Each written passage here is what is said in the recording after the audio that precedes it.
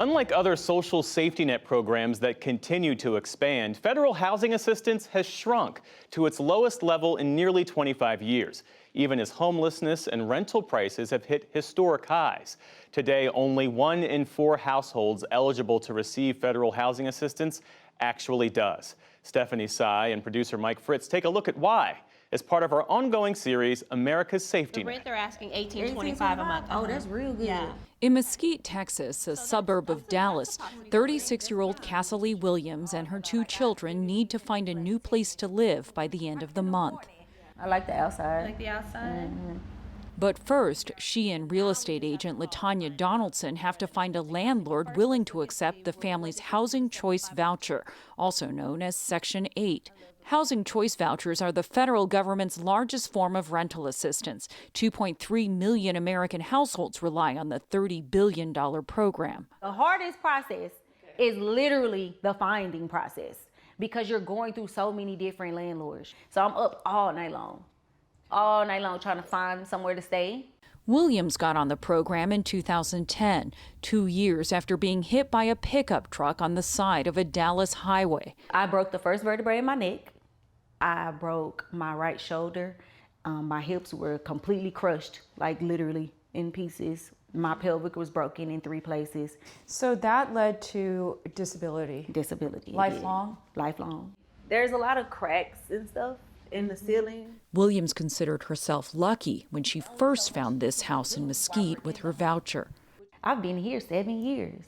Love my landlord, love my house. But what has happened? My house has started to fall apart, piece by piece. Literally every time it rains, the whole thing. And does it flood your kitchen? Yes, every single time. Now she's back to square one, competing against other renters for a limited supply of houses in Dallas's more desirable suburban neighborhoods. Along the way, she says she's faced bias from landlords. They automatically assume that you're gonna, because you're on Section 8, that you're dirty or that you're almost not worthy of having a nice house because you need the help. Moving is stressful for all of us. Moving with a Section 8 voucher is overwhelming. Hello, this is Ann Lott. Ann Lott runs the Inclusive Communities Project, a Texas nonprofit that helps people on housing choice vouchers. She hears stories like Cassie Williams often. As a matter of fact, in the Dallas-Fort Worth Metroplex, 93% of the landlords will not take a housing choice voucher. A big reason for that, Lott says, is that in Texas, landlords can legally discriminate against prospective tenants who use voucher income for a portion of their rent.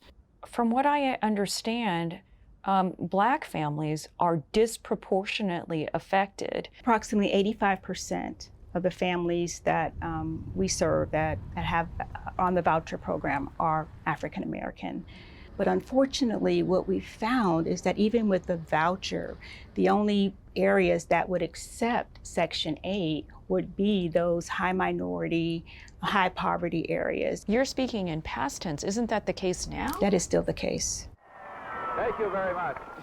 When President Nixon created the Section 8 program as an alternative to government-funded public housing developments, it allowed low-income Americans to take their rental assistance with them, giving them the opportunity to live outside of segregated neighborhoods. So the idea that families wouldn't be tied to these units and could go, purchase housing elsewhere, I think was an exciting prospect.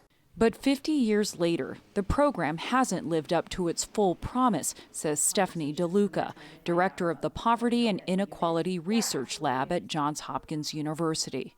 Most voucher holders in the U.S. live in moderate to high poverty neighborhoods. And frankly, we've privatized public housing in the U.S., and that means that landlords are our housing providers. And the program rests on our ability to not only get their participation, but meet their needs as well. Across the country, the number of vouchers is determined by annual funding from Congress, but studies have found that funding hasn't kept up with rental prices.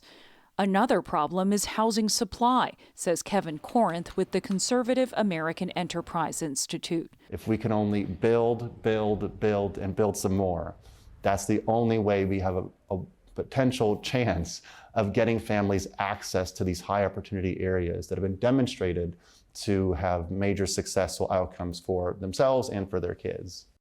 A lack of affordable housing has led to a surge in homelessness in cities like San Francisco, Los Angeles, and New York. But here in Seattle, one of the nation's least affordable cities, there's a renewed focus on housing vouchers and how to make the system work better for applicants and landlords. This is one of our studio apartments. It's about 250 square feet. Ben Moritz is a landlord who owns about 900 affordable apartment units in the city. We've built a lot of housing, especially the kind of basic low frills housing like what you're seeing here, that is a very good fit for the voucher program. Unlike in Dallas, landlords here cannot deny applicants on the basis of their income source. And Moritz says the Seattle Housing Authority makes it easy to rent to tenants with vouchers. The downside and the risks aren't that much, and frankly, our business does better when we have those kinds of stable rent payments that come from a voucher resident. They're very easy to work with, they pay on time, they pay electronically, and they have a pretty good case management and dispute resolution system. Tysonia McLean with the Seattle Housing Authority says the city tries to address landlords' concerns. If a tenant falls behind on rent, they can submit a referral and get assistance with that rent amount. If the tenant decides to move out and leaves a high utility bill, they can get assistance with that. If something were to happen and the unit was left damaged, they can receive funds up to $5,000 to repair those damages. There's a total of 3 people in the household, correct? Yes.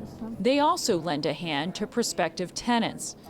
McLean leads a team of housing counselors who help connect individuals with potential resources, like help with paying for moving costs, security deposits, and application fees. Of course, the main way you can always apply is through our online applications process.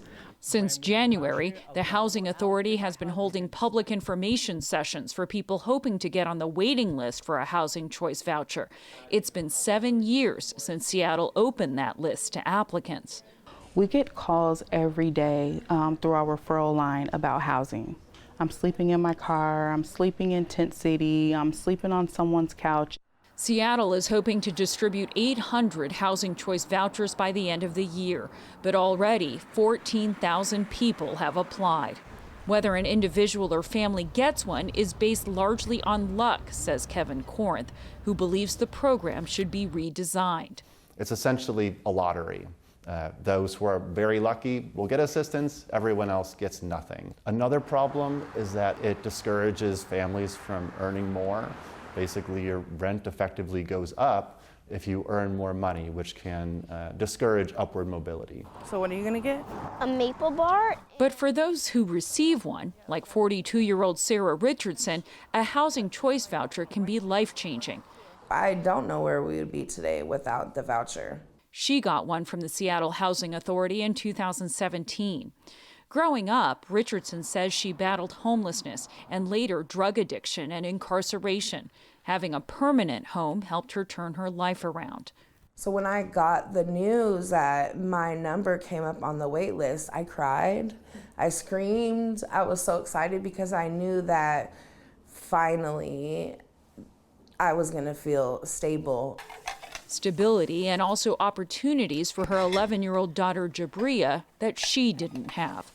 Their voucher afforded them a house in one of Seattle's better neighborhoods. Her 21-year-old goddaughter Aaliyah also lives in the home. Seattle's commitment to making the process easier was crucial. What's next? What are your greatest hopes for the future? Getting my daughter through middle school and high school, and that's like what my goal is to push and help and be the best mom that I can be. Hey, girl. Back in Texas, Cassidy Williams has the same simple dream. But when we left them, they were still sending out applications to landlords. How optimistic are you feeling about this?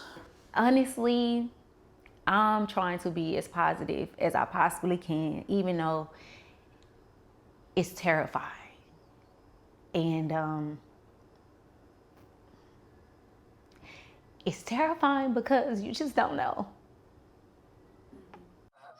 Last week, after 2.5 months of searching, the Williams family finally found a rental and a landlord who will accept their voucher.